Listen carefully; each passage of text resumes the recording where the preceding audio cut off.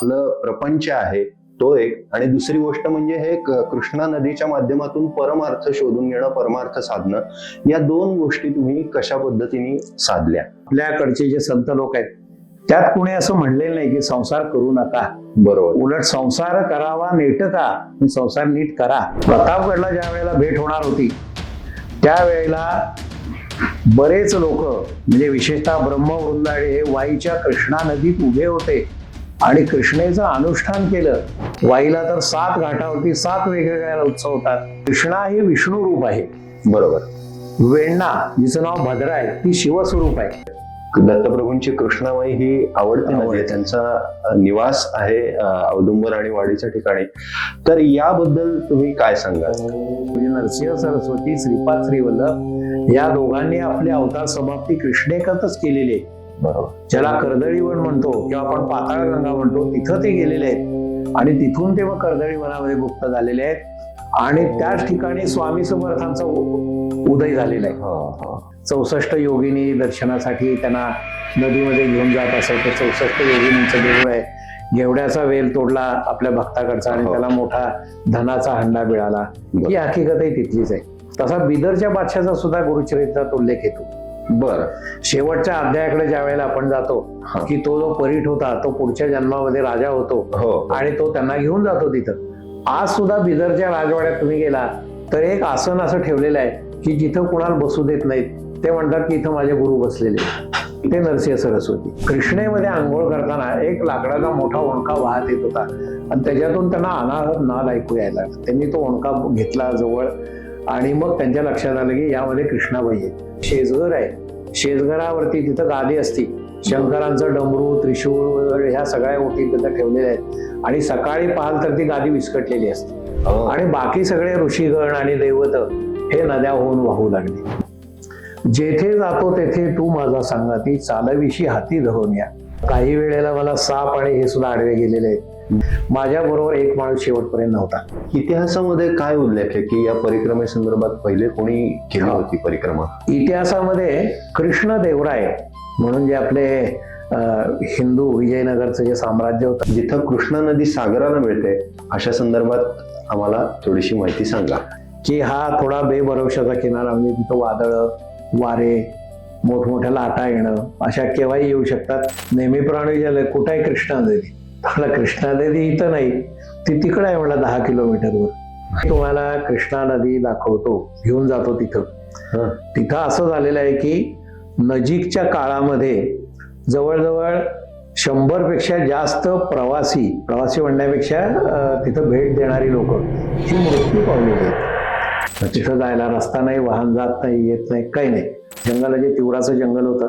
वाटेत काटे कुटे आहेत, पाणी कमरेवर वगैरे असू शकतं आणि खड्डे आहेत बरेच मध्ये त्यातले, आणि चालायला किती लागाल माहित नाहीये. आपल्याला तिथं काही मिळणार नाही वाटेत.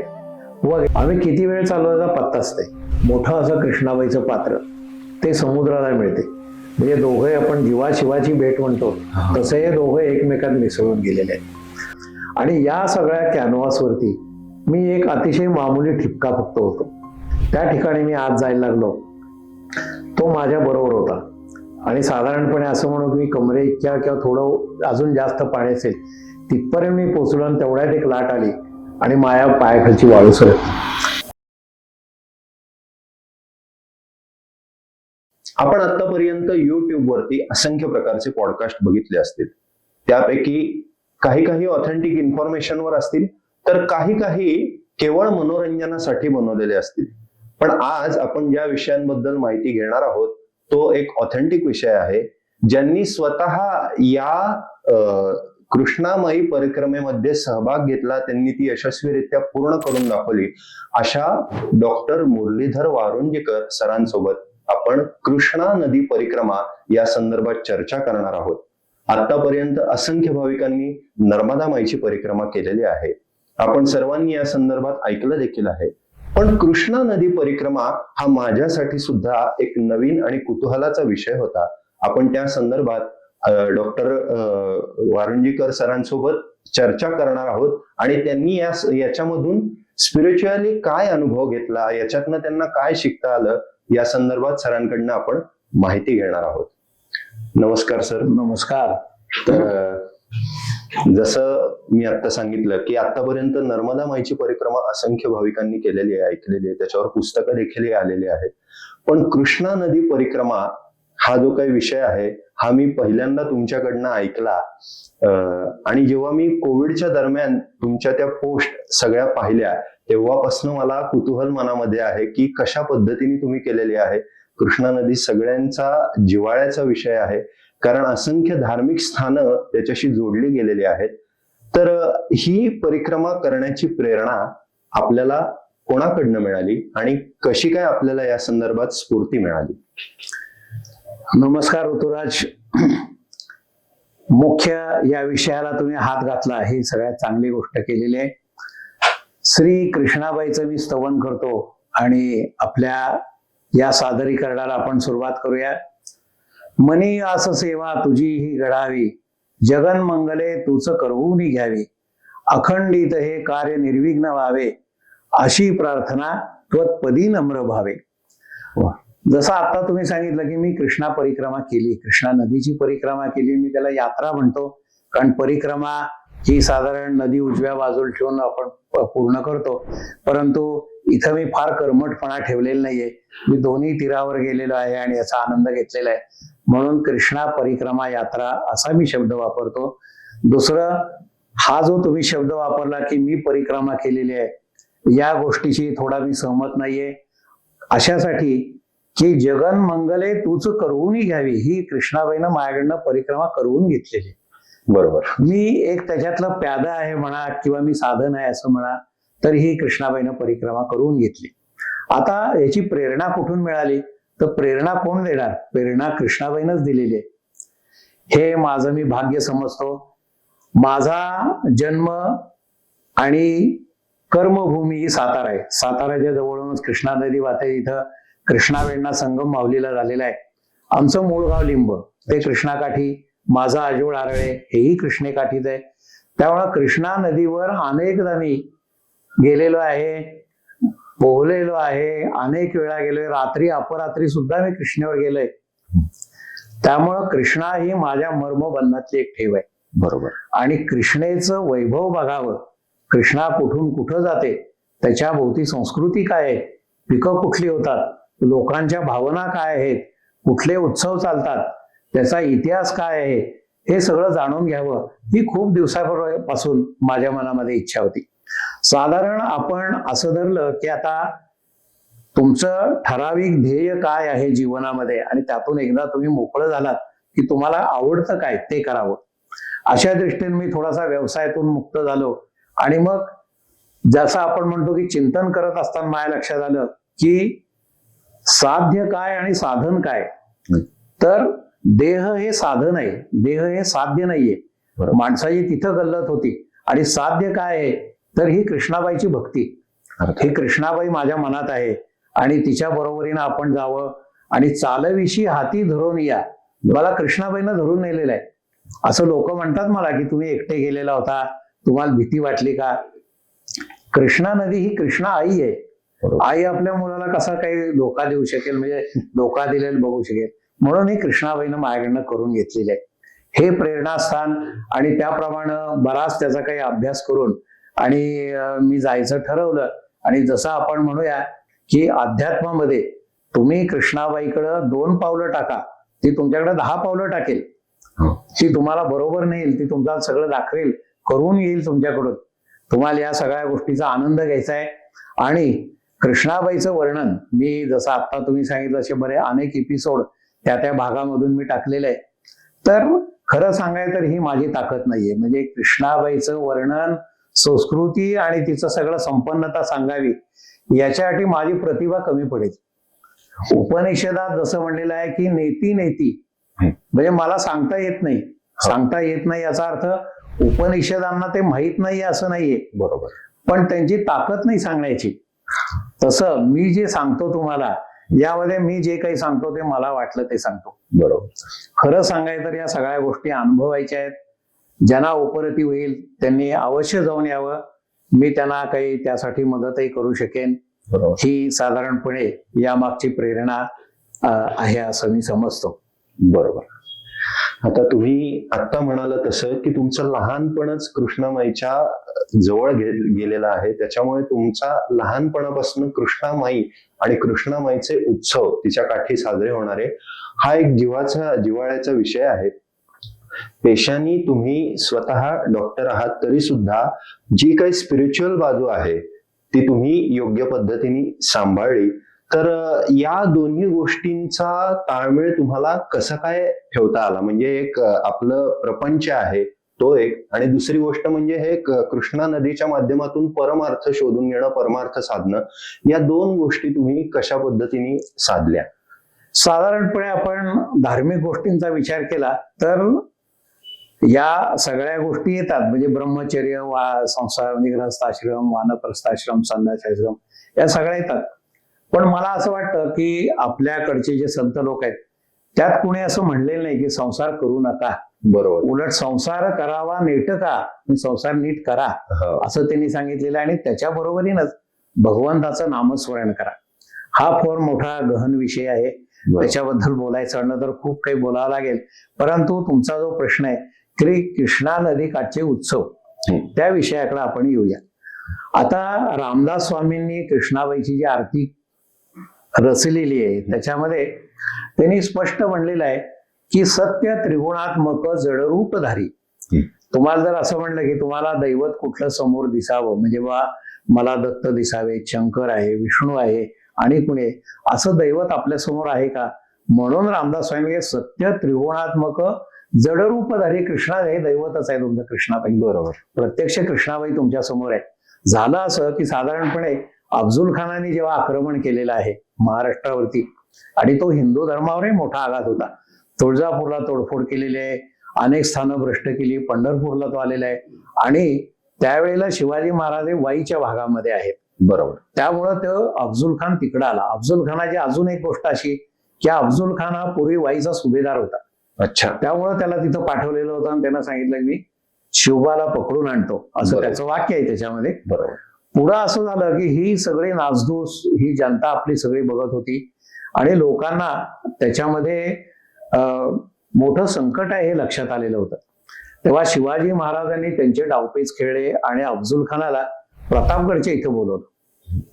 प्रतापगडला ज्या वेळेला भेट होणार होती त्यावेळेला बरेच लोक, म्हणजे विशेषतः ब्रह्मवृंदाडे हे वाईच्या कृष्णा नदीत उभे होते आणि कृष्णेचं अनुष्ठान केलं आणि कृष्णेला त्यांनी साकडं घातलं की बाई हे स्वराज्यावरचं संकट दूर कर, बरोबर, आमच्या शिवबाला यश दे.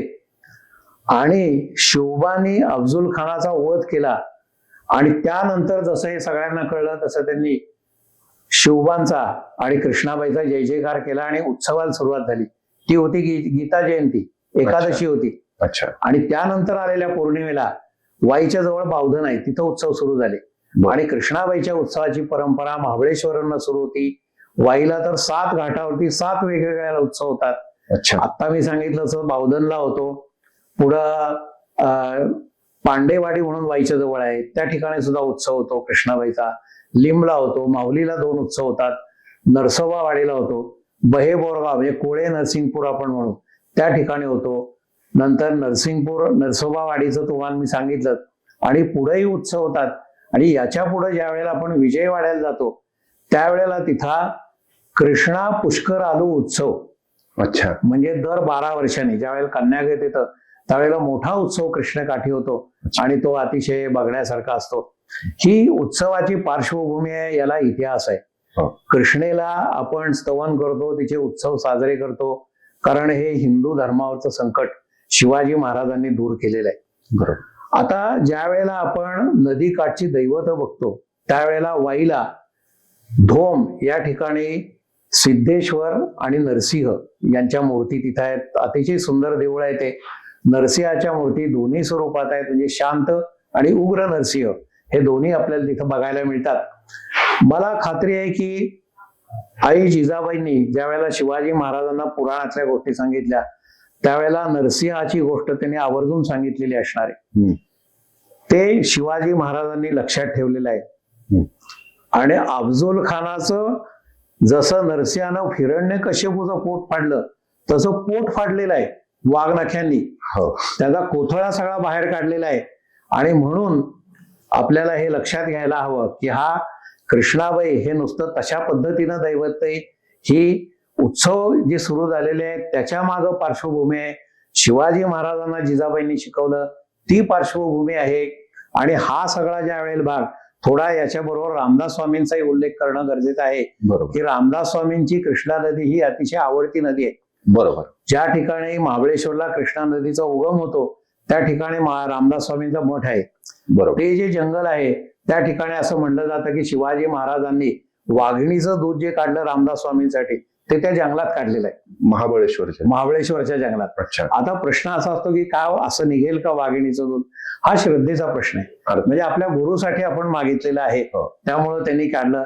ही हकीकत, काही गोष्टी खऱ्या, काही गोष्टी आपल्याला माहित नाहीत अशा आहेत. मग पुढे ज्या वेळेला आपण रामदास स्वामींचा विषय घेतो तर रामदास स्वामी हे कृष्णा नदी काठी अनेक ठिकाण आहेत त्यांची की जिथं ते येऊन गेलेले आहेत.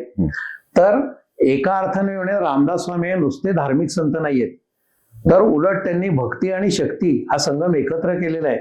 त्यांनी अनेकांना मारुती हे दैवत दाखवलेलं आहे आणि व्यायाम करा आणि तुमचं शरीर सुदृढ करा, तुम्ही हात्याला चालवायला ठिकाण, हे सगळे मावळे त्यांनी शिवाजी महाराजांना दिलेले. बरोबर. स्वराज्य उभारणीसाठी रामदास स्वामी कुणाचं दैवत? हेडगेवार त्यांचं दैवत रामदास स्वामी. लोकमान्य टिळक अनेकदा सज्जनगडवर येऊन गेलेले आहेत, त्यांचं दैवत. ही सगळी लोक मी सांगतो ही एक प्रकारे बंडखोर म्हणू आपण, म्हणजे नुसता अहिंसा म्हणून बसले नाहीत, शस्त्र हातात धरायला त्यांनी सगळ्यांना उद्युक्त केलेलं आहे. तसं हे दैवत आहे. तसं सावरकरांनी हे हिंदू नृसिंह प्रभो शिवाजी राजा हे अतिशय सुंदर काव्य लिहिलंय. हे म्हणलं कुणी? लता मंगेशकर. लता मंगेशकरांना ज्या वेळेला म्युझिक द्यायची वेळ आली, म्हणजे म्युझिक डायरेक्टर म्हणून, त्यावेळेला त्यांनी काय नाव घ्यावं असा प्रश्न निघाला त्याच्यामध्ये. बरोबर. म्हणजे ही जुनी गोष्ट आहे की ज्या वेळेला त्यांना संगीत द्यायची वेळ आलेली होती त्यावेळी ते रामदास स्वामींचं आनंद वनभुवन हे पुस्तक वाचत होत्या आणि म्हणून त्यांनी स्वतःचं नाव आनंद घन असं घेतलेलं आहे. आणि आनंद वनभुवनी हे अतिशय सुंदर गीत आहे, तेही आपण ऐकायला पाहिजे. तर ही जी उत्सवाची परंपरा आहे ही या पद्धतीनं सुरू होती. सातारला माहुलीला सुद्धा 2 उत्सव होतात आणि तिथून कृष्णा वेडी असा त्याचा उल्लेख केला जातो. आपण नुसतं कृष्णाबाई म्हणतो, पण पुढे गेलं तर सगळे म्हणतात की कृष्णा वेडी. आता थोडस आपण पुन्हा धार्मिक ह्याच्यात जातो, म्हणजे पौराणिक कथेत म्हणूया आपण की कृष्णा हे विष्णू रूप आहे. बरोबर. वेण्णा जिचं नाव भद्रा आहे ती शिवस्वरूप आहे. ह्या दोन्ही नद्या येऊन मिळतात माहुलीला, त्यामुळे ती कृष्णा वेण्णा.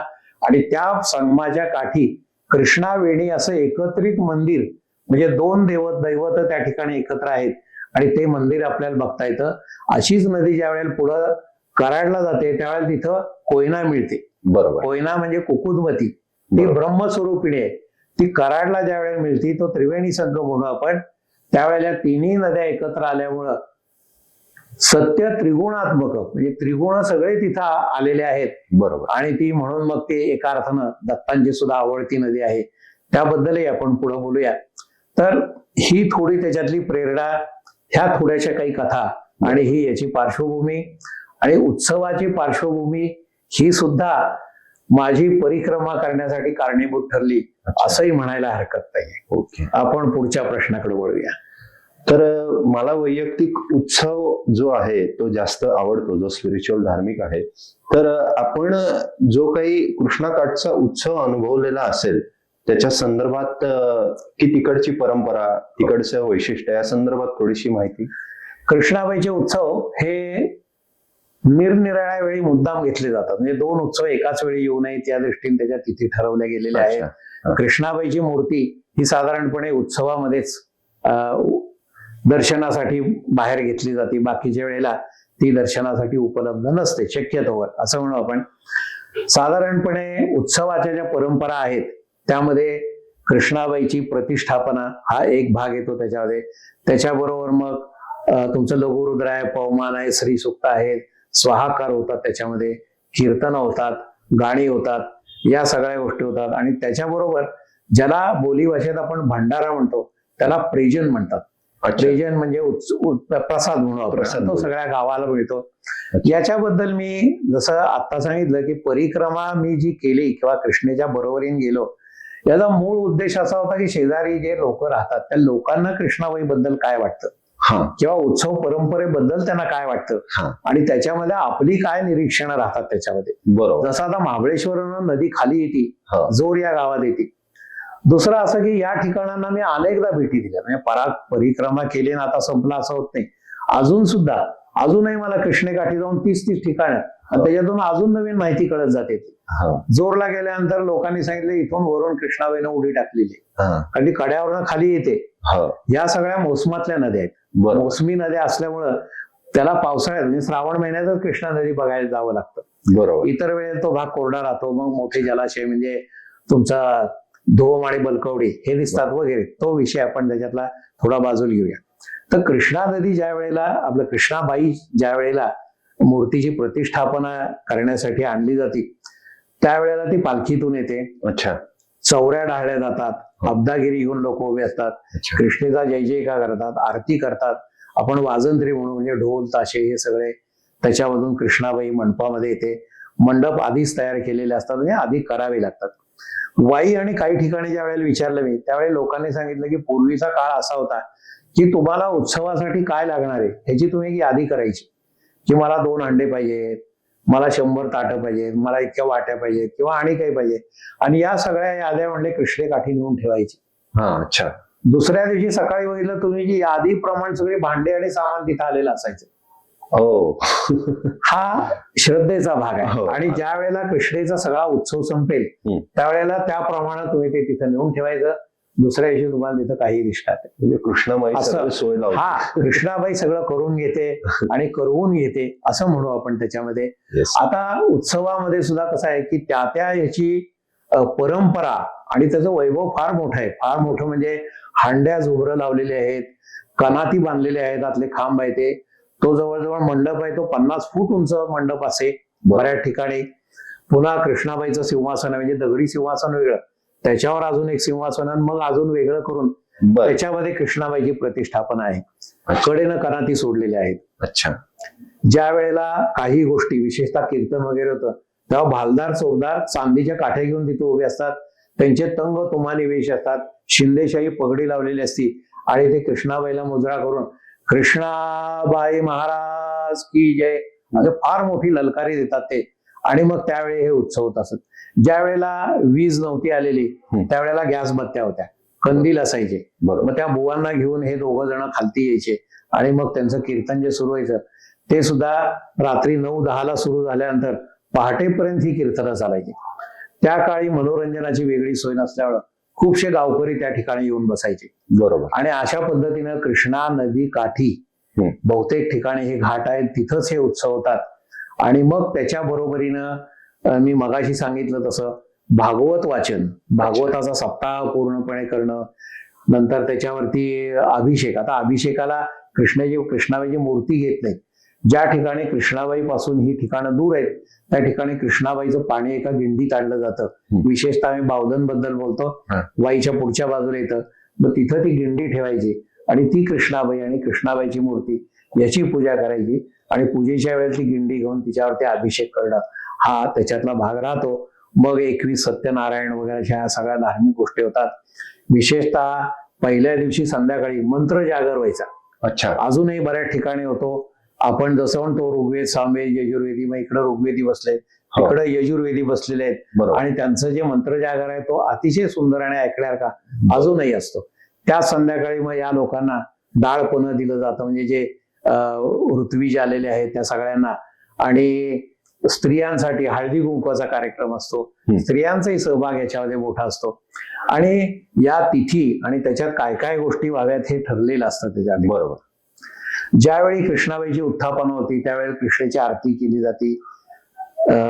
तो ज्याप्रमाणे न्यास असेल त्याची महासभा तिथं होती. तिथं काही ठराव वगैरे घेतले जातात, पुढच्या दृष्टीनं काही गोष्टी ठरवल्या जातात आणि तिथं कृष्णाबाईची आरती आणि त्याची मोठी प्रार्थना आहे कृष्णाबाईची. ही प्रार्थना केली जाते. मग पालखीत कृष्णाबाई घ्यायची आणि कृष्णाबाईची पालखी. आता तुम्हाला साधारण नदी आणि त्याची बांध हे जर माहित असेल की असा वर चढायचा जो भाग असतो तर दगड मोठी असतात त्याच्यावर. दगड म्हणजे सुट्टी नव्हे, परंतु त्या ठिकाणी जाणं ते मी खूपदा पालखी घेतलेली आहे कृष्णाबाईची बर. आणि ते अनवाणी जावं लागतं. हो हा उत्सव आमचा चैत्रातला साधारणपणे चैत्र शुद्ध दशमी ते पौर्णिमा असा होतो आणि दुपारी ज्या वेळेला 1-2 वाजता जायचं त्यावेळेला पायाला चटके बसणं हे स्वाभाविक आहे. पण एकदा तुम्ही कृष्णाबाईकडे नजर ठेवली आणि मी तिचा भोई आहे एवढं लक्षात घेतलं की तुम्ही फुलावर न चालता असं वाटतं तुम्हाला. बरोबर. तुम्हाला काही जाणवत नाही, काही करत नाही. मग तुम्ही वर जायचं, मग तिथं सुवासिनी आलेल्या असतात, त्या तुमच्या पायावर पाणी घालतात, ओवाळतात. म्हणजे कृष्णाबाईला बरोबर. आपला भाग तेवढाच राहतो आणि मग कृष्णाबाई आत घेतली जाते. मग तिला स्नान घातलं जातं, हो. न्हाणं असतं तिचं. हो. मग तिचे कपडे बदलले जातात, मग तिची आरती, मग गुलाल उधळला जातो बरोबर. आणि मग प्रसाद होतो. याच्यामध्ये पुन्हा प्रेजन हा जो भाग सांगितला मी हा पूर्ण गावासाठी असतो हा. आणि गावातले सगळे लोक हा प्रसाद घेण्यासाठी सहभागी होतात. बर. उत्सव हे वर्षातनं एकदा असल्यामुळं जी गावातून लोक दूर गेलेले आहेत त्या परत मुद्दाम उत्सवासाठी येतात, गाठी भेटी पडतात लोकांच्या हा. आणि कृष्णाबाईवरती श्रद्धाही असते. मी हा सगळा परिक्रमेचा भाग बघितला त्यावेळेला परत आपण या विषयाकडे केव्हा तरी येऊ की याचं प्रदूषण होते किंवा काय. आणि कृष्णाबाईचं पूर्वीचं जे महत्व होतं, पूर्वीचं म्हणण्याचं कारण असं की ज्या वेळेला गावात नळ आलेले नव्हते किंवा पाण्याची सोय नव्हती तेव्हा मुद्दाम लोक कृष्णेवर आंघोळीला जायचे, नंतर तिथून घागरी भरून वर आणायचे, ते पाणी वापरलं जायचं. तिथं देवळं असायची त्या ठिकाणी जायचे, उत्सव कृष्णेचे होत होते. आता बरीचशी खेड्यातली मुलंही परगावी गेलेली आहेत आणि उत्सवाच्या जरी हे सुरू असल्या प्रथा तरी त्याचं स्वरूप आता थोडंसं बदलत चाललेलं आहे. आता हा फार मोठा विषय आहे की कृष्णेचं प्रदूषण आणि ते कसं थांबवायचं. त्याच्यात कदाचित मला सोपा विषय असा वाटतो की ही उत्सव परंपरा आपण जर अजून लावून धरेल, अजून त्याच्यामधून जर पुढे जाऊ शकलो तर हे लोकांवर आपल्याला बिंबवता येईल. आणि आपण ठरवलं किंवा सांगितलं तर असे अनेक लोक पुढे येतील की जे कृष्णाबाईसाठी काम करायला मोकळे आहेत, तिची स्वच्छता करतील किंवा जसं आपण म्हणतो आता कृष्णेबाईनं सुबत्ता सगळीकडे दिलेली आहे. सुबत्ता जशी आली त्याच्याबरोबर कारखानदारी वाढली, कारखानदारी आली तसं त्याचं पाणी प्रदूषण वाढलं. कारण नदी ही सर्वात खोल भागातून जात असते, तेव्हा कुठूनही पाणी सोडलं तरी ते शेवटी नदीतच येणार. पण ते जर तुम्हाला नीट करता आलं तर साधारण मी बघितलं की 40% पाणी फक्त शासन शुद्ध करू शकते. कदाचित अनास्था म्हणा किंवा आणि काही म्हणा, परंतु बाकीचं नदीची आपल्याला काळजी घेणं गरजेचं आहे. आणि या उत्सवाचं महत्व जेवढं वाढेल तेवढं मला वाटते आपल्या नदीला चांगले दिवस येतील असं मला वाटतं. आपल्या जे युट्यूब वरती आपण स्वतः परिक्रमा करताना जी काही माहिती घेतली त्याचे एपिसोड युट्यूबवर आहेत. त्यापैकी आता मगाशी आपला बावधनचा विषय झाला, तर बावधनचं जे काही बगाड आहे त्या संदर्भात थोडीशी माहिती. बगाड आणि अर्थात कृष्णा नदीशी त्याचा संबंध एक आणि भैरवनाथाची यात्रा आहे. अच्छा. म्हणजे सदानंदाच्या नावानं चांगलं असं म्हणतो आपण, तिथं भैरवाचं देऊळ आहे आणि बगाडाची फार मोठी परंपरा आहे. तर बगाडाला जो माणूस बांधला जातो त्याला बगाड्या असं म्हणतात. बगाड्या सुद्धा कोण, तो नवसाचा असतो, तो ठरवला जातो. ठरवला म्हणजे असं परस्पर जाऊन असं बगाड्या होतो असं नसतं. तो 5 दिवस त्या देवळात राहतो, तो फक्त लिंबाची पानं खातो, उपवास असतो त्याचा. बगाड कसं तयार करायचं हे ठरलेलं असतं. त्याचे जे सुतार आहेत ते ठरले असतात. त्याची जी मोठी चाकं आहेत ती दगडी चाकं आहेत, त्याची 3-3 वर्षांनी लाकडं बदलावी लागतात. मग ते बगाड बांधणं हा सुद्धा एक फार मोठा विषय आहे. त्याच्यामध्ये उंच बगाड आहे, त्याला तो बगाड्या बांधला जातो. आणि मग ते बगाड ओढणारे बैल आहेत ती सुद्धा ठरवावी लागतात. म्हणजे असं कुठलीही बैल नाही, मग ती बैल सुद्धा वर्षभर ते त्याप्रमाणे तयार करतात ती खोंड. हे म्हणजे तो एक मानाचा भाग आहे की माझे बैल बगाडाला जोडलेले होते असं. तर त्याप्रमाणे ते बगाड जोडलं जातं आणि लाखामध्ये त्याचे भाविक तिथं जपतात आणि मग गुलाल उधळला जातो. बहुतेक बगाड्या हा नवसाचा असतो, म्हणजे तिने नवस केलेला आहे आणि भगवंतानं आपला नवस पार पाडलेला आहे म्हणून मी तिथं बगाडावरती जातो. म्हणून मग त्याला उंच बगाडावर बांधलं जातं. ते बघण्यासारखं आहे. साधारण रंगपंचमी आणि तसं त्या दरम्यान ते बगाड तिथं असतं. बरोबर. आणि ही मोठी परंपरा आहे. आणि बावधनला 2 कृष्णाबाईचे उत्सव होतात. बावधन सातारा वाई रस्ता जर आपण बघितला तर उजव्या बाजूला नदी आहे रस्त्याच्या आणि डाव्या बाजूला बावधन जातं. बरोबर.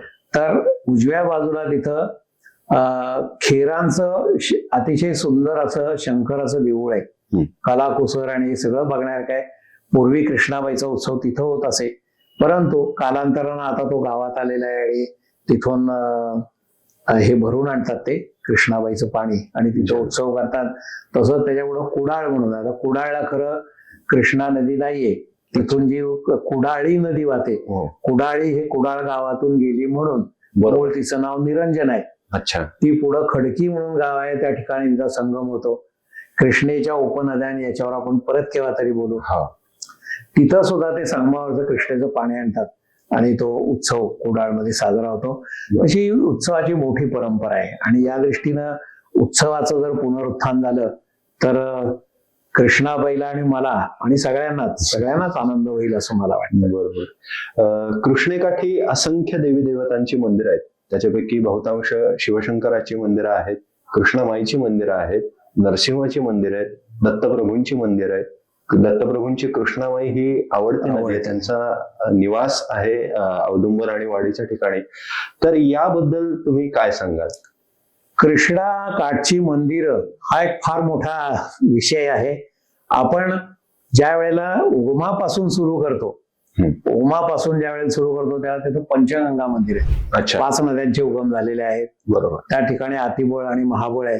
पुन्हा पौराणिक कथा ज्या खूप सांगण्यासारख्या आहेत, त्या महाबळेश्वरच्या क्षेत्र महाबळेश्वर. अच्छा. तर तिथं हा सगळा प्रकार आहे. नंतर ज्या वेळेला तुम्ही खाली येता त्यावेळी मगाही सांगितलं इथं धोम या ठिकाणी जे मंदिर आहे त्याची पुष्करणी, म्हणजे फार मोठं कासव आहे, अतिशय सुंदर, त्याच्यावर पुष्करणी आहे आणि त्या चबुतऱ्यावरती नंदी आहे. आणि त्यातला जो शंकर इतका खालती आहे, म्हणजे शंकराचा गर्भगृह म्हणून आपण, ते कृष्णा नदीच्याही खालच्या बाजूला येतं. अच्छा. त्यामुळे ते आपल्याला खोल असं जावं लागतं. पुन्हा वाईचं विश्वेश्वराचं देऊळ आहे, ते बघण्यासारखं आहे. बरोबर. वाईचा महागणपती जो मोठा गणपती आहे तो बघण्यासारखा आहे, त्याची देवळं बघण्यासारखी आहे. आता याच्यामध्ये नरसिंहाच्या बद्दल मी तुम्हाला मगाशी सांगितलं की सिद्धेश्वर नरसिंह हे मंदिरचे दोमचे आहे. त्यानंतर आपण ज्या वेळेला पुढे येतो तेव्हा कृष्णेच्या बेटात काही मंदिर आहेत. बेटात म्हणजे चहूबाजूनं पाणी वाहत्यांमध्ये बेट आहे. या ठिकाणचं मंदिर म्हणजे लिंब गोवे या ठिकाणी जे माझं गाव आहे तिथं कोटेश्वर आहे. कोटेश्वर मधोमध आहे कृष्णा दोन्ही बाजून वाहते. आता पूल झालेला आहे, पण मला लहानपणी आठवतं आम्हाला पाण्यातनच जावं लागायचं. पाणी जास्त असेल तर त्याला बारक्या होड्या होत्या, होडीतून बसून मग जावं लागायचं. तर साधारण असं होतं की कृष्णेकाठी शंकराची अनेक मंदिर आहेत. बरोबर. वाईची मी तुम्हाला सांगितलं तसं माहुलीला सुद्धा अनेक अतिशय सुंदर मंदिर आहेत. वाई काय आणि माहुली काय ही दोन्ही जास्त करून मंदिरं पेशवे काळातली. त्यामुळं त्या काळी सुबत्ता होती. जसं वाई हे सरदारांचं गाव आहे, त्यामुळं रास्ते म्हणजे त्याचं मूळ नाव गोखले, पण ते रास्त वागत म्हणून त्यांना रास्ते असंच नाव पडलं. आणि रास्तेंचा आहे. पुन्हा नाना फडणीसांचा वाडा आहे तिथं, त्या खोलात आता आपण जात नाहीये. पण त्या काळात जी ही कलाकुसरण ही बघायला मिळाली पेशवे काळामध्ये ती अतिशय सुंदर आहे आणि ती अजूनही बऱ्यापैकी टिकून आहे. बरोबर. तर ही जी शंकरांची मंदिरं आहेत ही बरीचशी समाधी स्वरूपात आहेत. अच्छा. म्हणजे अमुक एक माणूस त्याच्या प्रित्यर्थ मी हे मंदिर बांधलेलं आहे. रामेश्वर असेल, काशी विश्वेश्वर असेल. माहुलीला गेलं तर तिथं राधा शंकर मंदिर सुद्धा मला बघायला मिळालं. अरे बाप. आता राधा आणि शंकर हे माहित नाही, पण ते त्यांनी लिहिलंय तिथं. म्हणजे भोरच्या संस्थानिक आहेत, त्यांनी हे मंदिर बांधून घेतलेलं आहे. त्याच्या बरोबरीनं अजून एक लक्षात ठेवण्याची गोष्ट आहे म्हणजे कृष्णेची उपनदी म्हणजे भीमा नदी. भीमेचा जिथं उगम होतो तेव्हा भीमाशंकर म्हणजे 12 ज्योतिर्लिंगातलं आहे. तुम्ही ज्या वेळेला कृष्णा खाली वाहत जाते त्यावेळेला श्रीशैल्य या ठिकाणी जाता, तिथं मल्लिकार्जुन आहे. बरोबर. मल्लिकार्जुन म्हणजे प्रत्यक्ष भगवान शंकर. पुन्हा ज्योतिर्लिंग आलं. मल्लिकार्जुनाची हकीकत अशी सांगितली की मल्लिकार्जुनाच्या तिथं जे जंगल आहे नल्लामलई, अतिशय घनदाट जंगल आहे. बरोबर. आंध्र प्रदेशचे मुख्यमंत्री त्या जंगलामध्ये हेलिकॉप्टर पडलं, ते गेले, ते सापडायला त्यांना 2-3 दिवस लागले. इतकं ते घनदाट जंगल आहे. जसं नल्लामलई आहे तसं या बाजूला आपल्याकडे कोयनेचं जे व्याघ्र अभयारण्य आहे ते सुद्धा अतिशय घनदाट आहे. वाघ बरेच आहेत त्या ठिकाणी. आपण आत्ता त्या खोलामध्ये जाणार नाहीये. तर श्रीशैल्य मल्लिकार्जुन आहे, तिथंच भ्रमरांबा सुद्धा आहे. भ्रमरांबा म्हणजे देवीचं शक्तिस्थान. अच्छा. तिथं नदी इतकी खोलातून वाहते कृष्णा नदी की तिला पाताळगंगा म्हणतात. पाताळगंगा जसं आपण पंढरपूरला भीमेला चंद्रभागा म्हणतो कारण चंद्राचा आकार तिनं घेतला म्हणजे तेवढ्या पुरतं तिचं ते नाव, तसं ही इथं पाताळगंगा येते. तर तिथं पुन्हा आपल्याला शंकराचं आपल्याला देवालय बघता येतं. तर ही शंकरांची जशी देवालय झाली तसं तुम्हाला नरसिंहाचं मी मगाशी सांगितलं. नरसिंहाचा अजून लक्षात घेण्याचा उद्देश असा की नरसिंहाची कृष्णेकाठी अनेक मंदिर आहेत. हा त्याला कोळे नरसिंगपूर म्हणून जो भाग आहे, पुन्हा थोडासा त्याच्यामध्ये याचा भाग येतो, पौराणिक म्हणून आपण पराशर ऋषींनी तपश्चर्या केली नरसिंहाची. बर नरसिंह प्रसन्न झाला तो काय स्वरूपात झाला, तर हिरण्यकश्यपूला मारायला जसा नरसिंह आलेला होता, बरोबर. की आपले जबडा हे केलेला आहे, उग्र. नख्या दिसतात हो. त्याच्या वगैरे. पराशर ऋषींना सहन झाला नाही. अच्छा. सहन झाला नाही म्हणजे आपल्या ह्या दृष्टीला काय बघायला, समजा दैवत उभं राहिलं हो, हो. ते बघण्याची आपल्यामध्ये ताकद नाहीये. त्यांनी प्रार्थना केली नरसिंहाची, म्हणजे प्रभू मी तुमचं तेज बघण्यासाठी पात्र नाहीये, तुम्ही कृष्णेत जाऊन थांबा. कृष्णाबाई एकच नदी आहे की जी तुमचं तेज सहन करू शकेल. तेव्हा नरसिंह तिथे गेले. हा कालांतरानं तिथला जो जवळचा राजा होता त्याला त्यांनी दृष्टांत दिला की मला पाण्यातून काढ. बरोबर. राजा म्हणला नदी एवढी मोठी डोह आहे, तिथं कुठं काय समजणार म्हणला. तर त्याला स्वप्नात सांगितलं की तू तिथं कडबा आणि गवत पसर नदीवरती, ज्या ठिकाणी आग लागल त्याच्या खालती मी आहे. हो याचं नावच ज्वाला नरसिंह असं आहे. नरसिंहाची मूर्ती अतिशय सुंदर आहे. त्याच्यात मी म्हणेन की ही एकच मूर्ती आहे ज्या ठिकाणी नरसिंहाच्या पायाशी पृथ्वी आणि कयाधू आहे. नरसिंहाचं पूर्ण सगळं ऐकतो आपण, प्रल्हादाचंही बघतो, पण त्या बिचाऱ्या कयाधू बद्दल कोणच बोलत नाही. त्याची आई कयाधू तिथं आपल्याला दिसते, कयाधूचं दर्शन तिथं आपल्याला आहे. ज्वाला नरसिंह पुन्हा अतिशय तळघरात असल्यासारखा आहे. अच्छा. आणि मी तिथं गेलो, मला सुद्धा तिथं गरम व्हायला लागलं. म्हणजे बर हा शास्त्रीय भाग असेल त्यातला काही, पण दुसरी गोष्ट अशी की नरसिंहाचं स्थान हे कृष्णा नदीच्या खालच्या बाजूला आहे, तळात घेतल्यामुळं. तेव्हा कृष्णेचं पाणी तिथं बरेचदा असतं, बोटावर पाण्यातनं आपल्याला दर्शन घ्यावं लागतं. बर. याला स्वातंत्र्य काळाचाही संबंध येतो. तिथं अनेक देशभक्त किंवा क्रांतिकारक गुप्तपणे राहिलेले होते वगैरे वगैरे.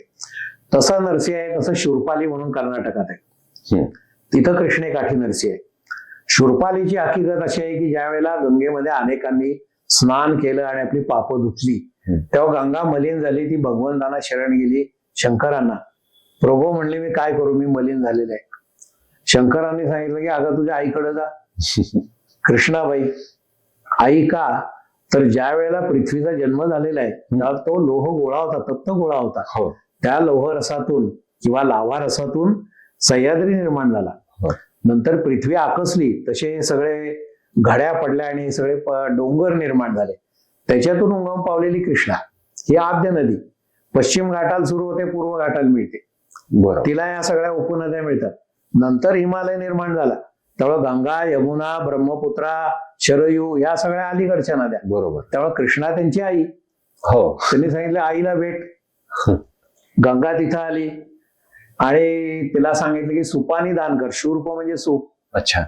सुपानं सोनं, चांदी, वैडूर्य, माणिक, मोते आणि काय असंख्य दानं तिनं तिथं केली. कृष्णेमध्ये स्नान केलं आणि ती तिथं शुद्ध झाली असं म्हणू आपण. ते शूरपाल आहे. त्या ठिकाणी नरसिंहाचं देऊळ आहे. नरसिंहाच्या समोर मारुती आहे. मारुतीच्या गळ्याला आपण अजूनही हात लावला तरी आपला हात ओला होतो. तिथं असं समजलं जातं की पुण्य तोया गंगा अजून मारुतीच्या तिथून वाहते. अशी श्रद्धा आहे लोकांची. त्यानंतर आपण जेव्हा पुढे जातो तेव्हा कोपर म्हणून आहे, तिथं रुद्राक्ष स्वरूपात नरसिंह आहे. या संदर्भातल्या अनेक ज्या गोष्टी येतात, तिथं विजापूरचा सरदार दर्शनाला आला होता. तेव्हा नरसिंहाने दृष्टांत दिला की इथलं सगळं हे तू काम कर, तुला समृद्धी मिळेल. त्याप्रमाणे केलं त्याचं आणि त्याचं काम झालं असं म्हणून. तसाच संदर्भ नरसोबावाडीला येतो. नरसोबावाडीला विजापूरचा बादशाह आलेला होता आणि तो म्हणला माझ्या मुलीला दिसत नाहीये, दृष्टी नाहीये, तेवढी दृष्टी दे. तर तो गेला आणि तिला दृष्टी आली. त्याबरोबर त्यानं हे सगळं देवालय आणि घाट काही भाग बांधलेला आहे. त्यामुळे तिथलं देऊळ थोडंसा शिखर स्वरूपात येण्यापेक्षा असं वेगळ्या पद्धतीचं येतं. म्हणजे थोडं मुसलमानी म्हणू आपण. कारण मुसलमान आणि हा असा शब्द नाही, कारण गुरुदत्तांचे मुस्लिम भक्त सुद्धा आहेत. बरोबर. आणि त्यामुळे तो तसा प्रश्न नाहीये त्याच्यामध्ये, पण ते स्वरूप तसं तर त्या स्वरूपात येतं. हा दुसरा भाग आला. त्यामुळे ही नरसिंहाची ठिकाणं अनेक आपल्याला दिसतात. कारण कृष्णा नदी ही थंड आहे, ती त्याला शांत करणारी आहे. हा दुसरा भाग. तर जसं आपण शिव मंदिर बघितलं, कृष्णाबाईची बघितलं, तसं आपलं याची नरसिंहाची, तसे कृष्णा नदीची सुद्धा काही मंदिरं. एक म्हणजे वाईला आहे, वाईला आपण बघतो. त्यानंतर खाली आल्यानंतर आरळे, वडूथ आरळे म्हणून आहे. त्या ठिकाणी त्याला शकून झालेलं आहे म्हणून शकुंतेश्वर किंवा शकुंतलेश्वर असं नाव आहे. पेशवे ज्या वेळेला शाहू महाराजांना भेटायला आले तेव्हा ते कृष्णाखाली त्या काठी त्या खडकावर थांबलेले होते. त्या तिथून ते पुढे गेले, शाहू महाराजांना भेटले आणि त्यांना पेशवाईची वस्त्र मिळाले. ते म्हणले इथं मला शकून झालेलं आहे, इथं मी देऊळ बांधतो ते शकुंतेश्वर. हा तसा स्वरूप त्याच्यामध्ये त्याचा हा इतिहास त्यातला येतो. हा ज्या वेळेला आपण इतिहास पुढे आपण बघत जातो त्यावेळेला गणपतीचं देऊळ अंगापूरला आहे. अंगापूरचा विषय असा की अंगापूरच्या डोहात रामदास स्वामींनी बुडी मारली, त्यांना अनाहत नाद ऐकू यायला लागला. त्यांना अंगलाई देवीची मूर्ती सापडली. अंगलाई देवीची मूर्ती सज्जनगडावर त्यांनी बसवलेली आहे. राम लक्ष्मण सीतेची मूर्ती मिळाली ती त्यांनी चाफळला बसवलेली आहे. आणि अंगापूरला गणपतीचं देऊळ देशमुख म्हणून सरदार आहेत त्यांनी बांधले. शाहू महाराजांनी पराक्रम गाजवला म्हणून मोठी जमीन आणि काही द्रव्य दिलेलं होतं.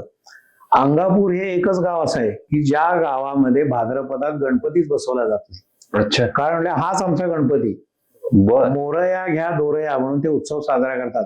आता आपण एक गाव एक गणपती म्हणून हाकाटी पिटतो, पण हे अनादी कालापासून चालू आहे की आम्ही गणपती बसवत नाही. हा आमचा ग्रामदैवत, हाच आमचा गणपती. बरोबर. हा जसा भाग आपण पुढे येतो तसं यलगूर म्हणून आहे. यलगूर या ठिकाणी मारुतीचं देऊळ आहे कृष्णेकाठी.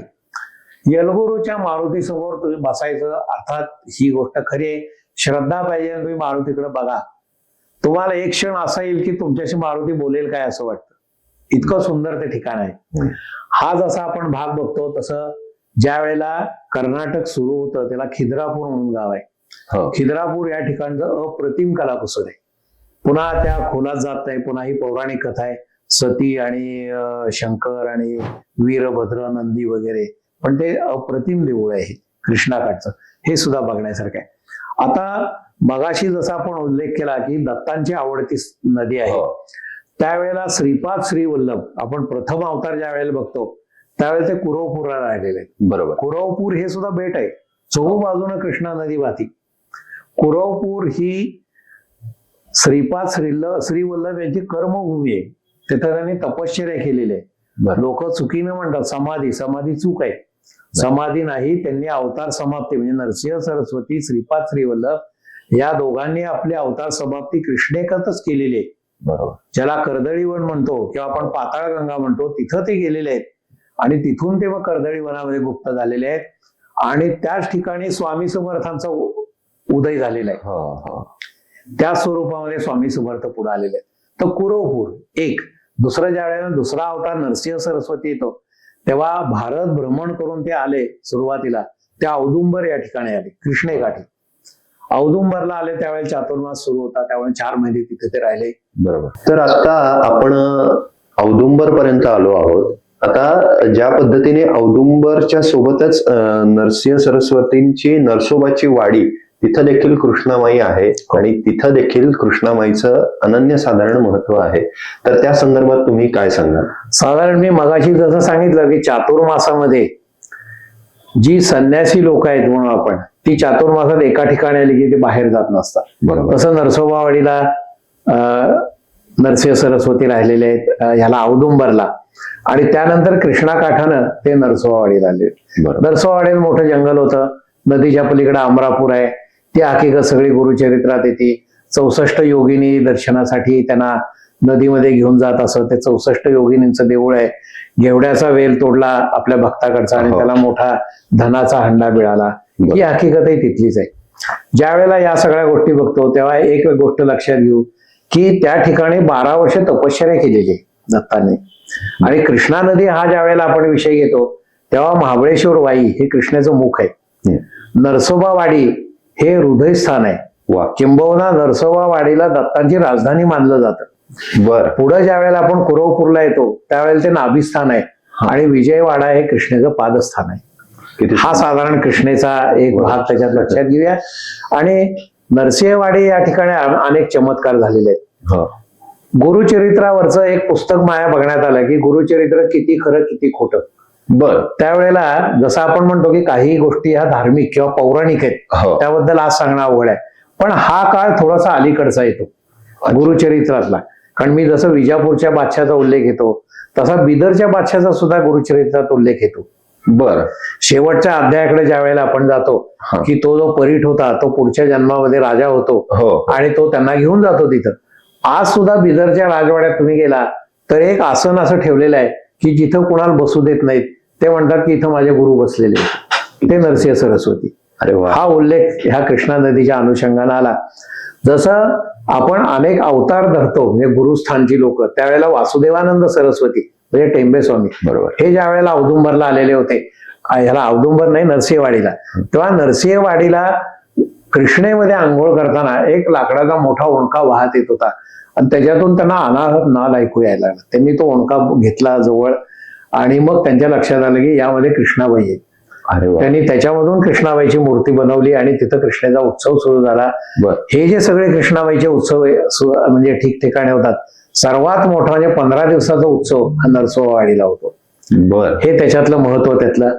त्यानंतर मग नरसोबावाडी पुढं कृष्णा जाती, ती मग खिद्रापूर आणि तिथून ती कर्नाटकामध्ये जाते.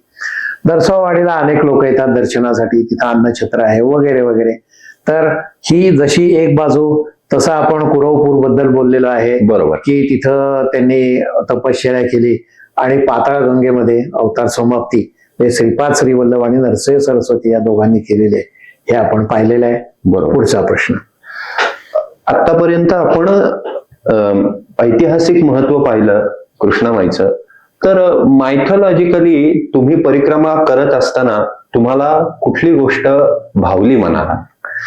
पौराणिक गोष्टी कृष्णेबाबतच्या किंवा एकूणच या धार्मिक गोष्टी, धार्मिक स्थळांबाबतच्या भरपूर आहेत. त्या लक्षात ठेवाव्यात, कारण त्याच्यावरून म्हणजे आपली श्रद्धा आहे म्हणून आपल्याला हे लक्षात ठेवणं सोपं सुद्धा जातं. ब्रह्मदेवानं ज्यावेळी विश्वाची निर्मिती केली ती गंगेकाठी केली. ती कुठं केली तर बिठूर म्हणजे ब्रह्मावर्त. ब्रह्मावर्त या ठिकाणी मी जाऊन आलेलो आहे. गंगेकाठी एक अशी चांदीची खुंटी ठेवली, त्याला ब्रह्मा की खुंटी असं म्हणतात, की जिथं ब्रह्मदेवानं ही विश्वाची निर्मिती केली. बाकी अनेक काही गोष्टी आहेत, त्यात आता आपण खोला जात नाही. म्हणजे वाल्मिकींचा आश्रम आहे, लवकुशांचा जन्म तिथला आहे, सीतेनं अवतार समाप्ती केली तेही तिथंच आहे, ध्रुवाने आपली तपश्चर्या केली, ध्रुवटीला तोही तिथंच आहे, मारुतीला जिथं बांधून ठेवलं होतं. अर्थात या गोष्टी बघण्यापुरत्या आहेत. ह्या गोष्टीमध्ये आपण एकच लक्षात येईल की खऱ्या गोष्टी म्हणजे गंगा, तिच्या काठची माती आणि प्रभू रामचंद्राचं नाव, या गोष्टी खऱ्या. बाकी मानव निर्मिती असं म्हणतो. पुढं ज्या वेळेला आपण ब्रह्मदेवाच्या गोष्टीकडे येतो तेव्हा ब्रह्मदेव थकले विश्वनिर्मिती करून. ते म्हणले मला आता शांतपणे बसायचे कुठंतरी, कुठं जावं, म्हणून जे आले ते क्षेत्र महाबळेश्वरच्या जंगलात आले. बर. शांतपणे तिथं तपश्चर्या करत बसले. आपल्याला माहितीये की इंद्राला भीती वाटली की बहुतेक हे इंद्रपद घेणार, मग आता काय करायचं, ती तपश्चर्या त्यांची मोडायला पाहिजे. आता ती मोडायची कुठून? तर ह्याला अजून एक संदर्भ देतो की हे जसं महाबळेश्वर नाव आहे तसं गोकर्ण महाबळेश्वर सुद्धा आहे. तर मला हा प्रश्न पडायचा की गोकर्ण महाबळेश्वर आणि महाबळेश्वरचा काय संबंध, किंवा दूर दूर तर आहेत. तर त्याची हकीकत अशी की ब्रह्मदेवाची तपश्चर्या भंग करण्यासाठी इंद्रानं गोकर्ण महाबळेश्वर इथल्या शिवलिंगातून जे 2 राक्षस निर्माण झालेले होते, म्हणजे शक्ती म्हणू आपण, त्यांना हाताशी धरलं, सांगितलं की ब्रह्मदेवाची तपश्चर्या भंग कर. बर. ते 2 राक्षस होते, अतिबळ आणि महाबळ. तर त्या दोघांनी अनेक उत्पात घडवून आणले. विजा चमकायला लागल्या, झाडं पडायला लागली, सोसायटीचा वारा सुटला. ब्रह्मदेव म्हणले तपश्चर्येमधून मला यांचं काही निराकरण करता येणार नाही. विष्णूंची प्रार्थना केली, विष्णू आले तिथं. त्यांनी अतिबळाचा वध केला. अतिबळानं सांगितलं की माझं इथं तुम्ही मंदिर बांधा शंकराचं. ठीक आहे म्हणले. महाबळाला असा वर होता की तू तुझं ठरवलं तरच तुझा मृत्यू येईल. अच्छा. नाही तर कोणाच्या हातून तुला मृत्यू येणार. इच्छा मरण असल्यासारखंच होतं. तेव्हा विष्णूंनी आदिमायेची मदत घेतली.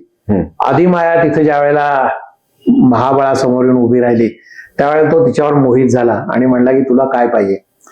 तिनं सांगितलं की तू देवांना समर्पण हो आणि तुझं आयुष्य संपव. महाबळ म्हणला आई ठीक आहे म्हणला. महाबळानं आपलं आयुष्य संपवलं पण एक वर मागून घेतला. तो म्हणला की माझ्या नावानं इथं देऊळ बांधा, म्हणजे प्रत्यक्ष भगवान शंकरांनी इथं येऊन राहावं आणि या भागाला माझं नाव द्यावं म्हणून महाबळेश्वर नाव. अच्छा. एक बाजू. दुसरं, इथं शंकरांनी राहावं म्हणून त्यांचं इथे एक शेजघर आहे. शेजघरावरती तिथं गादी असती. शंकरांचं डमरू, त्रिशूळ ह्या सगळ्या गोष्टी तिथं ठेवलेल्या आहेत आणि सकाळी पाहाल तर ती गादी विस्कटलेली असती. हे अजून हा पाहता येतं. श्रद्धेचा भाग, म्हणजे अजून भगवान शंकरांचं तिथं वास्तव्य आहे बरं. आणि ते तिथं राहतात, हा पौराणिक भाग त्याच्यातला. आता ज्या वेळेला आपण पुढे येतो की त्यावेळेला पुराणात असं सांगितलंय की ब्रह्मदेव तपश्चर्या करत असताना त्यांचा कमंडलू लाल रंगाचा होता आणि तो लवणला गेला आणि त्याच्यातून 108 नद्यांची उत्पत्ती झाली. गमतीची गोष्ट अशी की ज्या वेळेला आपण कृष्णाखुर म्हणजे गोदावरीच्या अलीकडचा भाग घेऊ, उत्तर महाराष्ट्र सोडायचा आपण, गोदावरीच्या अलीकडचा भाग, कृष्णेच्या सगळ्या उपनद्या आणि त्या उपनद्यांच्या उपनद्या घेतल्या तर त्या 108 भरतात. म्हणजे पुराणात 108 नद्या सांगितलं, ह्या 108 भरतात. कमंडलू लाल रंगाचा हा सगळा जो आपला पश्चिम घाट आहे त्यातनं येणाऱ्या सगळ्या नद्या ह्या लाल रंगातच येतात, कारण तिथली जी माती आहे ती लाल रंगातली आहे. हा एक योगायोग म्हणा किंवा ही घडलेली गोष्ट. झाला असं पुढं ब्रह्मदेवाची तपश्चर्या संपली, तो म्हणला आपण एक मोठा यज्ञ करूया. यज्ञासाठी सगळे देव आणि ऋषी यांना बोलून घेतलं आणि त्यांची जी पत्नी होती यजमानपदी बसणारी ती सावित्रीला त्यांनी बोलून घेतलं. म्हणजे ये आपला या वेळेला मुहूर्त आहे. अजूनही आपण बघतो की लग्नामध्ये बरेचदा मुलगी लवकर येत नाही, सगळं हे चाललेलं असतं. तर सावित्री वेळेत आली नाही. सावित्री वेळेत आली नाही तेव्हा ब्रह्मदेवाने आपली दुसरी जी पत्नी होती गायत्री तिला यजमानपदी बसवलं आणि यज्ञ सुरू केला. बरोबर. थोड्या वेळात सावित्री आली. सावित्रीला राग आला की मी पत्नी असताना यांनी दुसरी पत्नी इथं बसवली, म्हणून तिनं शाप दिला सगळ्यांना की तुम्ही सगळेजण नद्या व्हाल, ऋषी आणि देव. तेव्हा ऋषींनाही राग आला. ऋषींनी कमंडलूचं पाणी घेतलं, तिच्या अंगावर टाकलं आणि तूही नदी होशी. बरोबर. ती सावित्री नदी होऊन कोकणामध्ये व्हायला लागली. कृष्णा आहे ती विष्णू रूप आहे. विष्णू हे कृष्णा नदी झाले. शंकर हे वेण्णा नदी म्हणजे भद्रा नदी. कुकुदमती म्हणजे कोयना नदी हे ब्रह्मदेव झाले. आणि बाकी सगळे ऋषीगण आणि दैवत हे नद्या होऊन वाहू लागले. बरोबर. ही त्याची हकीकत. हे ज्या वेळेला आपण बघतो ह्या पुराणातल्या काही गोष्टी, मगाशी मी सांगितल्या त्या इतर काही त्याच्या बरोबरीने येणाऱ्या गोष्टी, आणि मग थोडा इतिहासाचा जर आपण विचार केला, म्हणजे जसं पौराणिक गोष्टी ह्या जुन्या ह्याच्यात गेल्या त्याच्यामध्ये. बरोबर. आता ज्या वेळेला अजून कृष्णा नदी पुढे येते त्यावेळेला महत्वाची ठिकाण आहे त्याच्यात कुडल संगम म्हणजे बसवेश्वरांची समाधी आहे तिथं. बर. त्या ठिकाणी मलप्रभा आणि कृष्णा या नद्या तिथे त्या ठिकाणी येऊन मिळतात आणि तो संगम आहे अतिशय बघण्यासारखा आहे. त्यावर आपण परत केव्हा तरी बोलू. पण विजयवाड्याला ज्या वेळेला जातो आपण त्या विजयवाड्याला कनकदुर्गा म्हणून देवीचं अतिशय सुंदर स्थान डोंगरामध्ये आहे. कनकदुर्गा म्हणजे तिनं ज्या वेळेला महिषासुरावर विजय मिळवला आणि ती तिथं येऊन राहिली, विजय मिळवला म्हणून विजयवाडा हे त्या गावाचं नाव. आता तिथंच अमरापूर आहे, त्या ठिकाणी नवीन राजधानी बनवत आहेत त्या आंध्रची. हा वेगळा भाग त्याच्यातला. तर ह्या सगळ्या पौराणिक गोष्टी ज्या वेळेला आपण लक्षात घेतो तेव्हा आपल्याला अजून त्याच्याबद्दल आनंद वाटतो, आदर वाटतो आणि किंवा या कुतूहलही वाटतं त्यातलं. याच्याच बरोबरीनं थोडासा आपण ऐतिहासिक भाग जरी घेतला तरी जसं शिवाजी महाराजांचं जे स्वातंत्र्य आहे, शिवाजी महाराजांनी अफजल खानाचा वध कुठं केला? कृष्णाबाईचा उगम आहे त्याच्या शेजारी प्रतापगड, तिथं वध केला. महाबळेश्वराचं देऊळ आहे. ज्या वेळेला सूर्यग्रहण होतं तेव्हा जिजाबाईंनी सांगितलं की माझी सुवर्ण तुला कर. त्याच्या अंगणामध्ये सुवर्ण तुला झालेली आहे जिजाबाईंची. आणि हे सगळं जे धन होतं ते शिवाजी महाराजांनी लोकांना दिलं.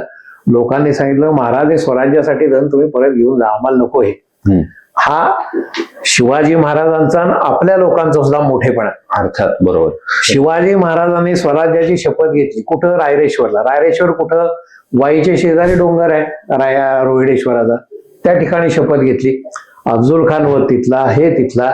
शिवाजी महाराज ज्या वेळेला कृष्णा काठाचा आपण विचार करतो त्यावेळेला उंबरजच्या जवळ चाफळ आहे. चाफळच्या इथं शिंगणवाडी इथं रामदास स्वामी शिवाजी महाराजांची भेट झालेली आहे. बरोबर. ज्या वेळेला जावली खोऱ्यामध्ये या घटना घडत होत्या, अफजल खान चंद्रराव मोरे म्हणून रामदास स्वामींना दासबोध उरमोडी काठी द्यायचा होता. उरमोडीचं खरं नाव उर्वशी आहे, म्हणजे परळीच्या खाली. पण त्यावेळेला नको, मला तिकडे लक्ष ठेवणं गरजेचं आहे म्हणून ते शिवथरगडीत गेले आणि त्यातून त्यांनी अनेक काही आपण म्हणू की तुमचे गुप्तहेर वगैरे पाठवून काही माहिती मिळवली आणि हे मावळे त्यांना दिले वगैरे वगैरे.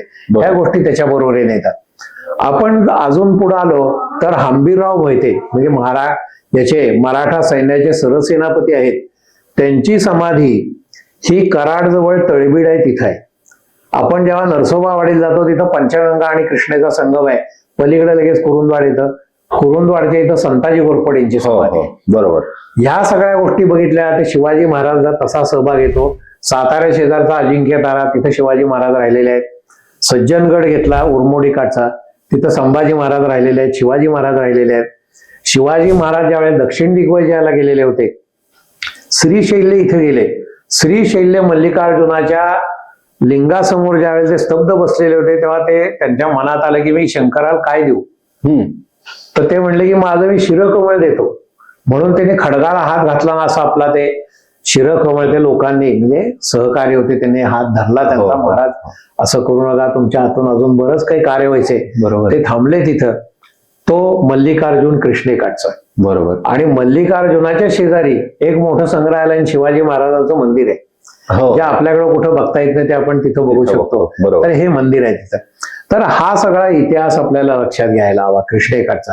त्याच्या काठी अनेक सुबत्ता आहे, अनेक गॅसच्या आता विहिरी सापडलेल्या आहेत, अनेक खाणे आहेत वगैरे. ते त्याच्यावर आपण परत केव्हा तरी बोलू. तर साधारणपणे धार्मिक गोष्टी आणि त्याच्या बरोबरीने ह्या येतात, याही लक्षात घेऊ. जसं मी सांगितलं की संत म्हणजे रामदास स्वामींचा उल्लेख मगाशी येऊन गेलेला आहे, तसं कृष्णेच्या उपनद्या काठी जाल तर तुम्ही तर ज्ञानेश्वर संत तुकाराम हे त्यांच्या उपनद्यांच्या काठचेच आहेत. एकनाथ महाराज त्यांनी नरसोबावाडीचा आणि औदुंबरचा घाट बांधलेला आहे. अहिल्याबाई होळकर त्यांनी महाबळेश्वरचे अतिबळेश्वर बांधलेलं आहे. पंचगंगा मंदिर जमखंडीचे जे संस्थानिक आहेत त्यांना उपरती झाली, त्यांनी त्याच्यावरती पत्रा घालून घेतलेला आहे. माहुलीला अनगळ म्हणून एक होते सावकार म्हणून आपण, अच्छा, त्यांना गुप्तधन सापडलं तेव्हा कृष्णाबाईनं दृष्टांत दिला की माझं देऊळ बांध. पंचगंगा मंदिर अनगळांनी बांधलेलं आहे. या सगळ्या गोष्टी लिहिलेल्या आहेत. हा त्याच्यामध्ये उल्लेख येतो.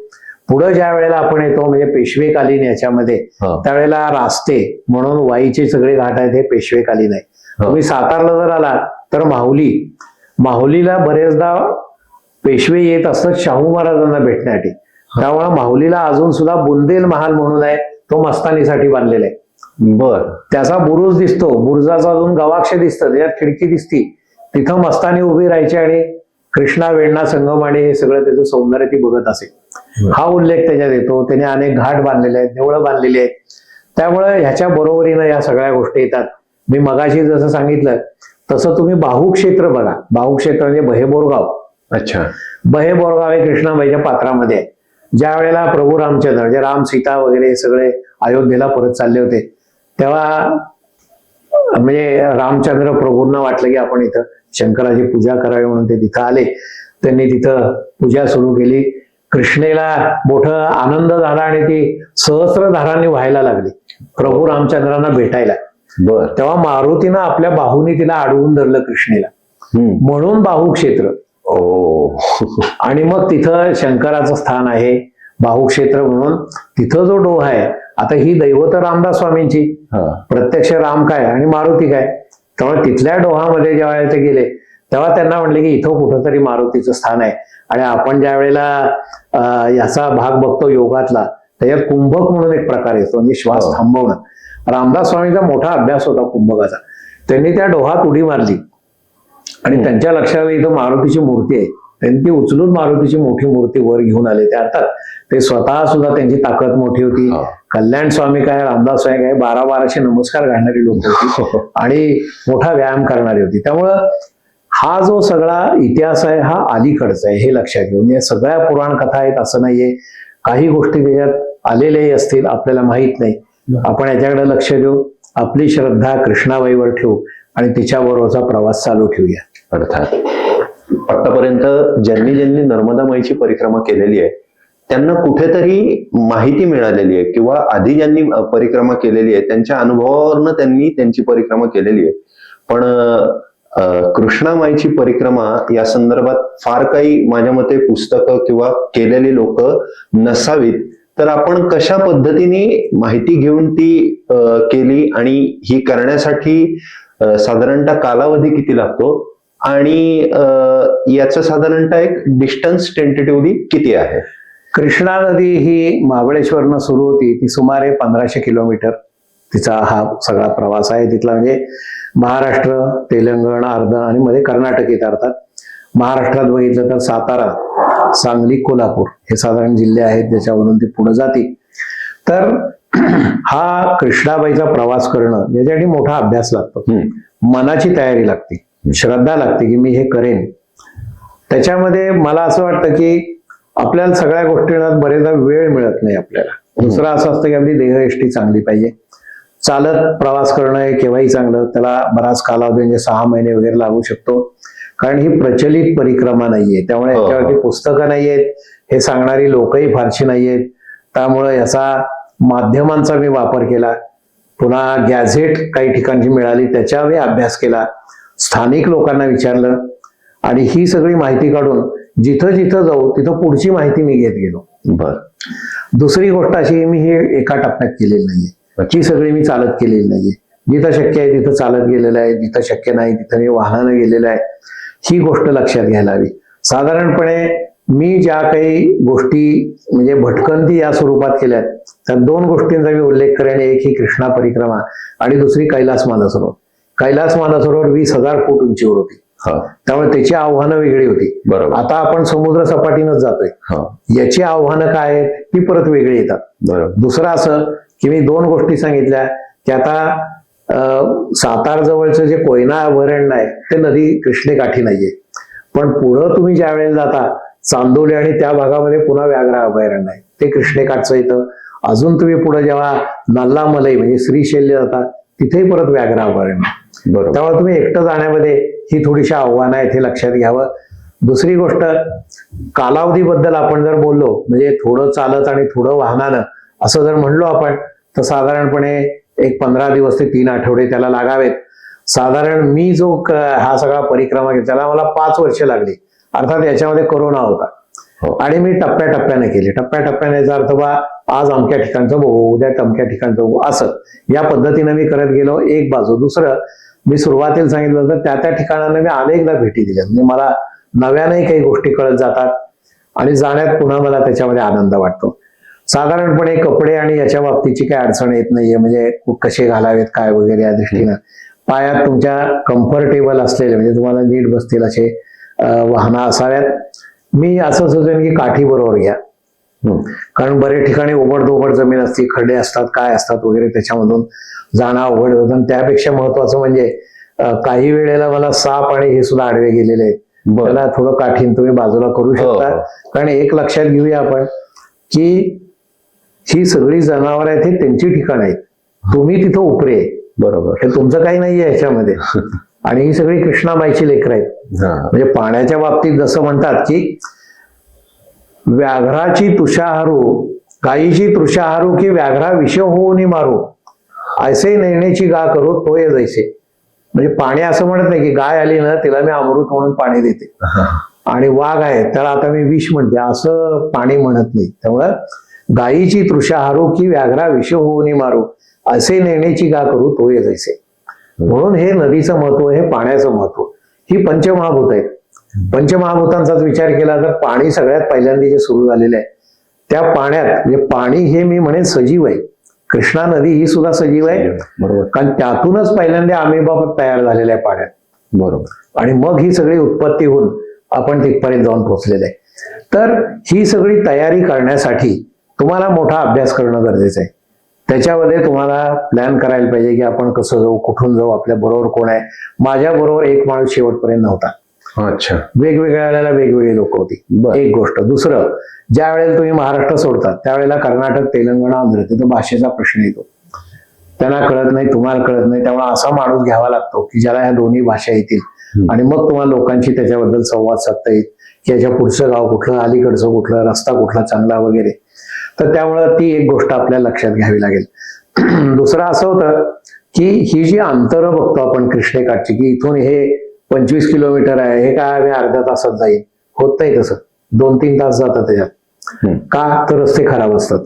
त्यामुळे वेळेचं आणि तुमचा वेग याचं गणित जमत नसतं, म्हणून तेवढा तुम्ही वेळ ठेवावा लागतो.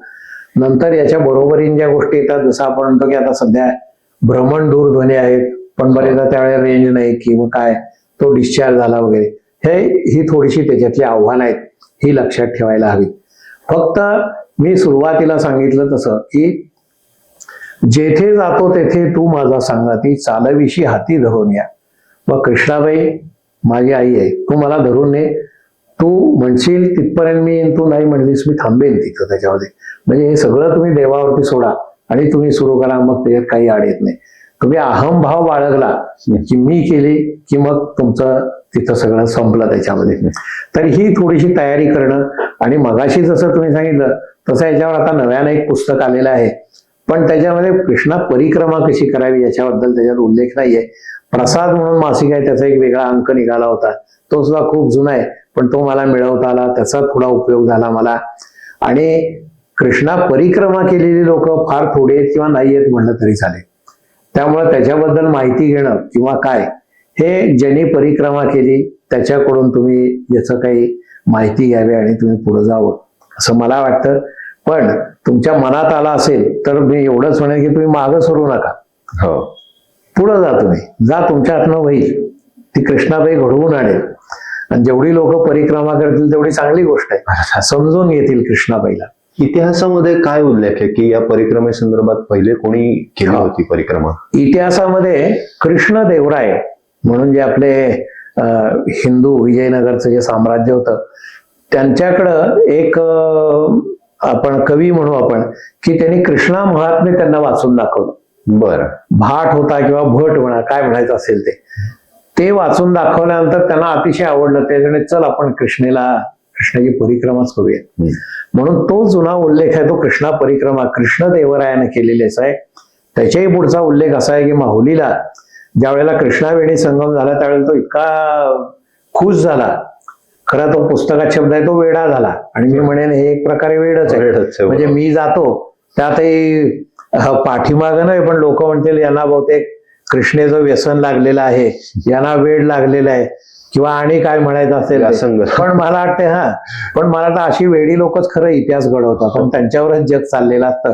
पण ही चांगलं वेड आहे असं म्हणा. पण तर कृष्णदेवरायानं त्या ठिकाणी मग सांगितलं की बा इथं ही सगळी जमीन, म्हणजे त्याचं ताम्रपट आहे, ही जमीन तुला मी दान देतो, तू इथं राहा आणि कृष्णेची इथं देऊळ बांध आणि किंवा काय आणि कृष्णाची पूजा कर असं सांगितलं.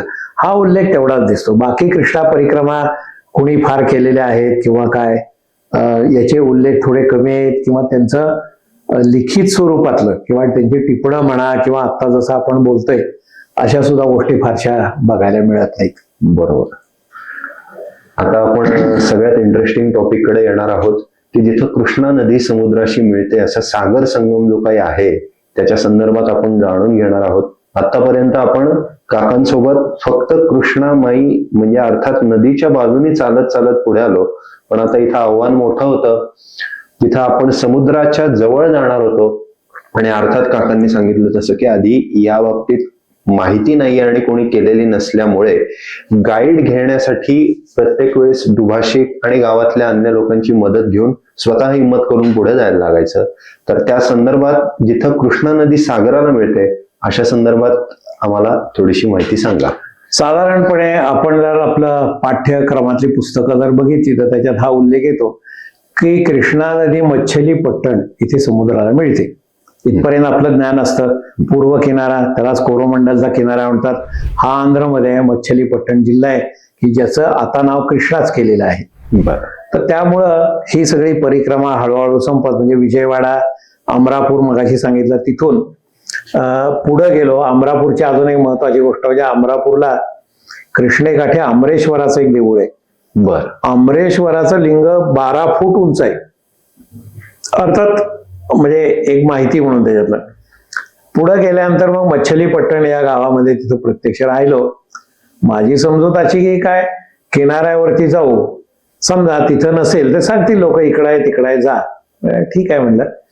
तो ड्रायव्हर हिंदी भाषिक होता, त्याला सांगितलं आपण 5 वाजता उठून जायचं म्हणलं. तर तिकडच्या फार खोलात जात नाही त्याच्यात, पण कोरोमंडलचा किनारा एक लक्षात आपण घेऊया की हा थोडा बेभरवशाचा किनारा, म्हणजे तिथं वादळ, वारे, मोठमोठ्या लाटा येणं अशा केव्हाही येऊ शकतात. कारण आपल्याला माहितीये की हवामान खात्याच्या अंदाजावर फार अवलंबून राहता येत नाही आपल्याला. म्हणलं जाऊ, काय व्हायचे ते होईल म्हणलं. तर तिथून आम्ही उतरलो, जायला लागलो. वाटेत मला भारद्वाज पक्षी दिसला. म्हणलं शुभ शकून आहे. हो. अजून पुढे गेलो, गाईचं वासरू एक दूध पित होतं. म्हणलं कृष्णाबाईचं दर्शन आज आपल्याला होईल म्हणून पुढे गेलो. पुढे गेल्यानंतर पहाटेची वेळ होती. त्या कोरोमंडलच्या किनाऱ्यावर पोहोचलो. त्याला म्हणलं विचार आहे कुठं कृष्णा नदीचं हे आहे म्हणून. पण त्यांचं काय संभाषण चाललं होतं. बहुतेक त्यांना म्हणायचं ते इथं कुठं आलं, इथं कुठं कृष्णा नदी आहे, अमक्या अमक्या ठिकाणी आहे म्हणून.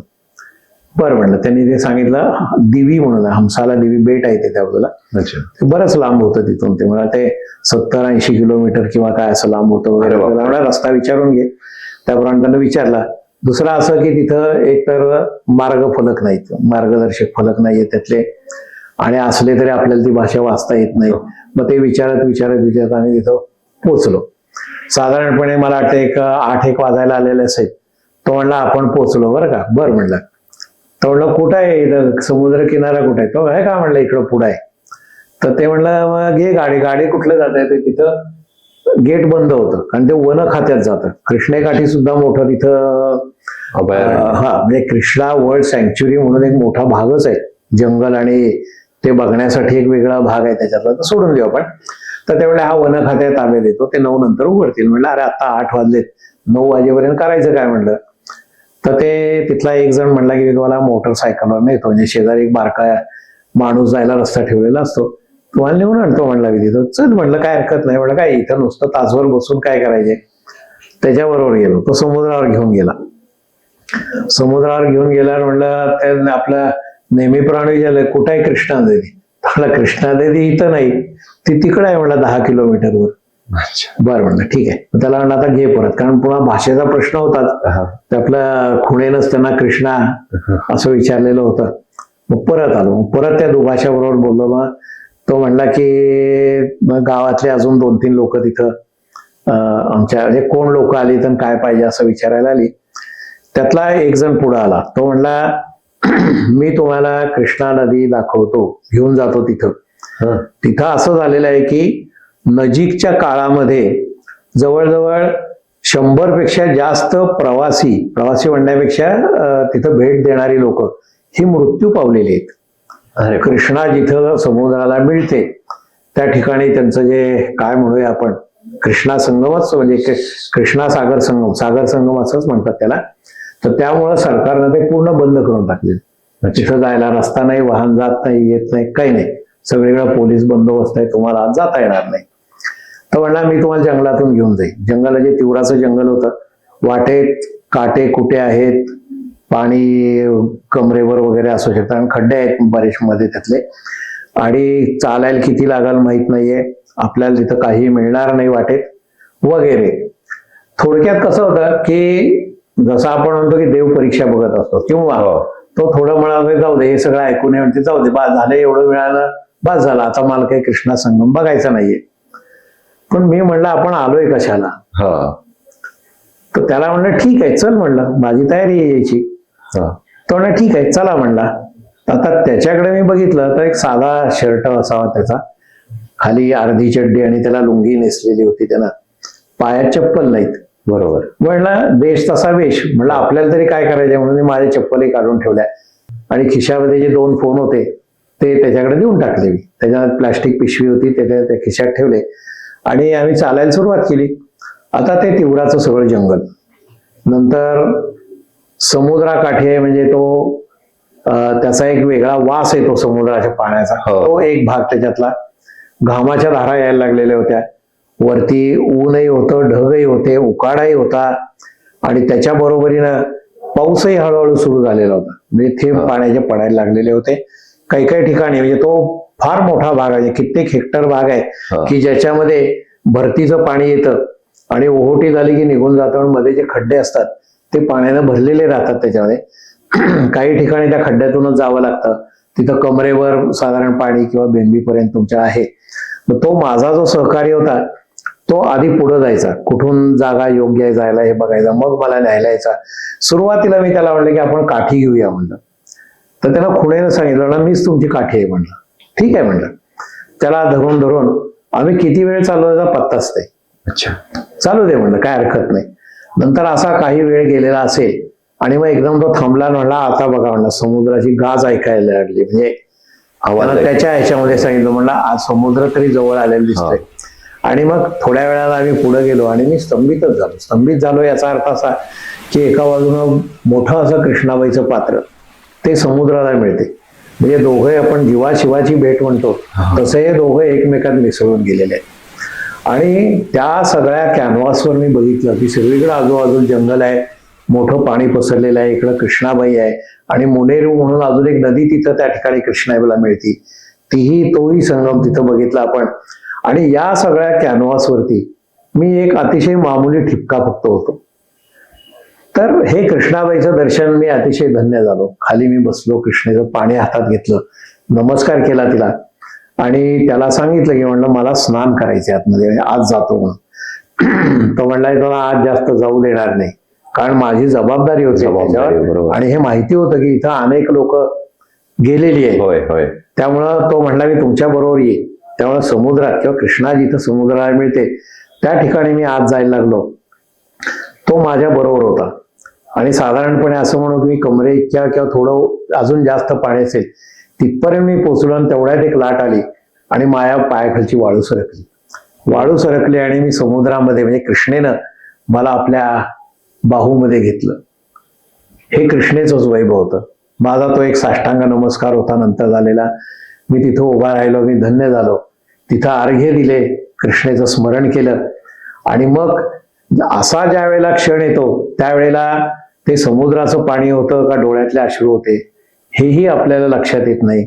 आणि मग त्यानं मला हाताला धरून बाजूला आणलं आणि तो म्हणला की तुम्हाला यासाठीच मी इथं आणलेलं आहे, पण आता आपल्याला जायला हवं असं त्यानं सांगितलं.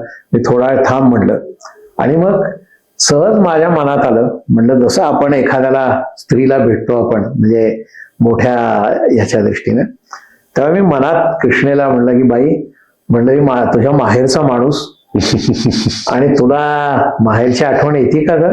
किती गोड. आणि अर्थात हे मनातले संवाद आहेत. आणि कृष्णेला सांगितलं की वेडा रे वेडा, म्हणले मला काय माझी आठवण येणार नाही. म्हणले माझं पाणी बघितलंस का, या पाण्याची वाफ होती, आम्ही ढग होतो त्याचे आणि ढग होऊन आम्ही पुन्हा महाबळेश्वरला जातो. आणि ज्या वेळेला हे सगळे पर्वत म्हणू आपण किंवा डोंगर आणि हे बघतात तेव्हा माझे आई वडील माझं स्वागत करतात, त्यांना पुन्हा पाना फुटतो आणि पुन्हा मी व्हायला लागते. ही माहेरचीच गाठ नाही का म्हणले. आणि अनेकदा तू जे फिरलेला आहेस तुझ्यावर जे पाणी पडत होतं ते माझंच पाणी आहे म्हटले. ज्या वेळेला तू कुठे फिरायला जातोस आणि पावसात दिसतो तेव्हा ती मीच असते, ती मीच कृष्णा, म्हणजे ही दिसते तीच तुझ्या आतमध्ये आहे, ती मीच कृष्णा आहे त्याच्यामध्ये. अशा तऱ्हेनं कृष्णेचं हे स्वरूप आणि तिचं दर्शन अप्रतिम होतं, अतिशय सुंदर होतं. आणि जसं आपण म्हणतो की सुख दुःखे समे कृत्वा लाभा लाभव जया जयो, म्हणजे तुम्हाला आनंद झाला का, नाही सांगता येत. हा आनंदही नाही दुःखही नाही, त्याच्या पलीकडे आपण केव्हा तरी जाऊन पोचतो. असा एखादा क्षण तुमच्या आयुष्यात यावा, तो मिळावा आणि तो तुम्ही अनुभवावा. मला ही कल्पना आहे की हा जो मी तुम्हाला अनुभव सांगतो हा शाब्दिक आहे, कदाचित मी त्या अनुभवापर्यंत पोहोचू शकणार नाही. हा अनुभव तुम्ही घ्यावा आणि तुम्ही त्याचा आनंद घ्यावा असं मला वाटेल.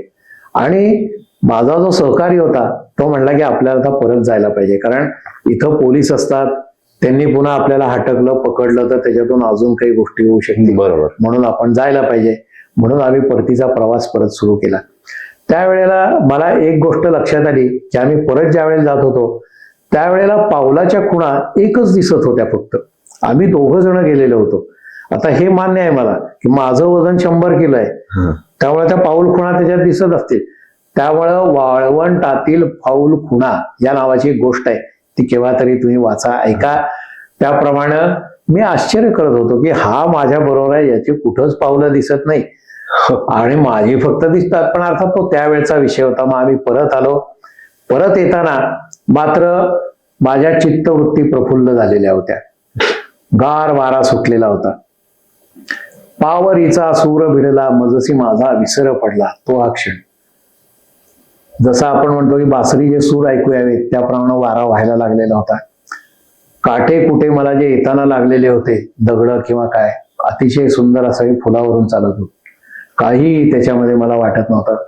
आम्ही ज्या ठिकाणी माझे बाकीचे सहकारी होते त्या ठिकाणी येऊन पोहोचलो आणि तो म्हणला मला आता जायला पाहिजे. तर म्हणलं अरे तुझं नाव सांग, म्हणजे इतक्या वेळात आता भाषेचा थोडा प्रश्न होता. तर त्यानं सांगितलं माझं नाव कृष्ण, माझं नाव गोपाळ कृष्ण. अरे म्हणलं कृष्णाबाईचं दर्शन, माझं नाव मुरलीधर, हा गोपाळ कृष्ण, आणि माझा जो चालक होता जो मला इकडे घेऊन आला होता त्याचं नाव मधुसूदन. अरे म्हणलं हे सगळं कृष्णमय झालेलं आहे. मी त्याच्या हातात हात घेतले, त्यांना नमस्कार केला. त्यांना नाही म्हणून सांगितलं. म्हणलं असं करू नका म्हणलं. म्हणजे त्यानं घेतलं आणि त्यानंही नमस्कार केला आणि तो निघून गेला. नंतर निघून गेला म्हणजे त्याच्या कामाला गेला असेल, काय असेल ते असेल. परंतु हा क्षण सुद्धा एक स्मृती कोरून ठेवलेला होता माझ्यावरती. त्याच ठिकाणी एक देऊळ आहे हंसाला देवी या ठिकाणी, आणि त्या देवळामध्ये मी गेलो. त्याचं नाव आहे वेणुगोपाळ. वेणुगोपाळ म्हणजे वेणू म्हणजे बासरी घेतलेला कृष्ण. जसं आपण मुरलीधर म्हणजे माझ्या नावाबद्दल बोलतो तोच तो. तिथं गेल्यावर मात्र आतमध्ये एक लहान दिवा फक्त होता, अंधार होता सगळा. कदाचित दिवे म्हणजे वीज नसावी. बाहेरून दर्शन घेतलं आणि मग थोड्या वेळानंतर आपली नजर सरावते. ती नजर सरावली माझी आणि मी बघितलं तर तिथं तो वेणुगोपाळ गालातल्या गालात माझ्याकडे हसत होता. हे जे क्षण आहेत हे एक प्रकारे कोरून ठेवलेले होते. इदम न मम हीच माझी त्याच्यातली भावना होती. हे मी काय केलेलं आहे, मी यातलं काहीच केलेलं नाही. हे भगवंताने घडवून आणलेलं आहे. हे जे सगळं मी तुम्हाला सांगितलं, तर याच्याबद्दलही मी असं म्हणेन की आपुलिया बळे नाही मी बोलत, सखा भगवंत वाचा त्याची. साळुंकी मंजुळ गातसे गाणी, बोलविता धनी वेगळाची. मी जे काही सादर केलेलं आहे हे भगवंतानं माझ्याकडनं वधवून घेतलेलं आहे. ज्ञानेश्वरांनी जसं म्हणलेलं आहे, म्या पामरे काय बोलावी उत्तरे, परी त्या विश्वंभरे बोलविले. माझं काहीच नाही. इदम न मम. श्री कृष्णाबाई महाराज की जय. धन्यवाद. धन्यवाद काका. इतकी छान पद्धतीने तुम्ही माहिती दिली. अनेकांना याच्यातनं प्रेरणा मिळेल, करण्याची इच्छा होईल. आणि तुम्ही काकांचा जो काही युट्यूब चॅनल आहे त्याच्यामध्ये तुम्ही जाऊन बघू शकता. त्याच्यामध्ये यांनी संक्षिप्त स्वरूपामध्ये भाग करून माहिती दिलेली आहे. आणि प्रेरणा तुम्हाला जर का समजा मिळालीच तर काकांचा संपर्क करून तुम्ही सुद्धा या कृष्णामाई परिक्रमेचा एक भाग व्हा. आणि हा जो काही परमानंद काकांनी घेतला की पुढे शब्दात सुद्धा याचं वर्णन करता येत नाही, त्याचा तुम्ही देखील अनुभव घ्या. जय कृष्णामाई. सर्वांना नमस्कार. कृष्णाबाई महाराज की जय. धन्यवाद. श्री रामदास स्वामींनी कृष्णाबाईच्या आरत्या रचलेल्या आहेत. त्याच्यातल्या एका आरतीने आपण या निवेदनाची सांगता करूया. सुखसरिते गुणभरिते दुरिते निवारी, निस्संगा भवगंगा चितगंगा तारी. श्रीकृष्णे अवतार जलवेशधारी, जलमय निर्मळ देहे साक्षात हारी. जय देवी जय देवी जय माय कृष्णे, आलो तुझ्या उदरा निरसी मम तृष्णे. जय देवी जय देवी. हरिहर सुंदर ओघ ऐक्यासी आले, प्रेमानंदे बोधे मिळणी मिळाले. ऐसी या संगमी मिसळून गेले, रामदास त्याची वंदी पाऊले. जय देवी जय देवी जय माय कृष्णे, आलो तुझ्या उदरा निरसी मम तृष्णे. जय देवी जय देवी. आता दुसरी आरती बघूया आपण. धन्य क्षेत्र पावन पुण्य भूमिका, कृष्णा वेण्णा कोयना आल्या भूलोका.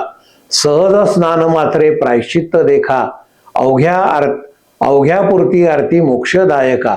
जय देवी जय देवी जयत्री विणगंगे, क्षेत्र महिमा वाढे तुझ्या प्रसंगे. जय देवी जय देवी. महाबळेश्वराहुनी झाला उगम, क्षेत्र माहुली उभय संगम. लीला वर्णिता होय निगम, जिकडे जाय तिकडे पापची भस्म. जय देवी जय देवी जयत्री विणगंगे, क्षेत्र महिमा वाढे तुझ्या प्रसंगे. जय देवी जय देवी. कराड क्षेत्रा माझी अद्भुत रचना, ब्रह्म याची तनु तीही कोयना. नाव त्रिवेणी दोष हरणा, जगा उद्धरिता पतित पावना. जय देवी जय देवी जयत्री विणगंगे, क्षेत्र महिमा वाढे तुझ्या प्रसंगे. जय देवी जय देवी. दक्षिण प्रयाग म्हणती ज्ञानीच कळ, महिमा वर्णू जाता होती विमळ. कोणा कळेना स्नानाचे बळ, तेथून ऐक्य झाले मूर्ती विकळ. जय देवी जय देवी जयत्री विणगंगे, क्षेत्र महिमा वाढे तुझ्या प्रसंगे. जय देवी जय देवी. द्वादश वर्षा अंते भेटे भागीरथी, साक्षात करुणी येती महाबळेश्वर तीर्थी. विशेष कन्यागती विस्तारे कीर्ती, स्मरण मात्र होय दोष निवृत्ती. जयदेवी जयदेवी जैत्री विणगंगे, क्षेत्र महिमा वाढे तुझ्या प्रसंगे. जयदेवी जयदेवी. जाऊनी मिळाल्या पूर्ण सागरी, क्षेत्रे पावन करती धन्य ते थोरी. सत्य त्रिगुणात्मक जडरूपधारी, नारायणाची ही वदली वैखरी. जयदेवी जयदेवी जैत्री विणगंगे, क्षेत्र महिमा वाढे तुझ्या प्रसंगे. जयदेवी जयदेवी. कृष्णाबाई महाराज की जय.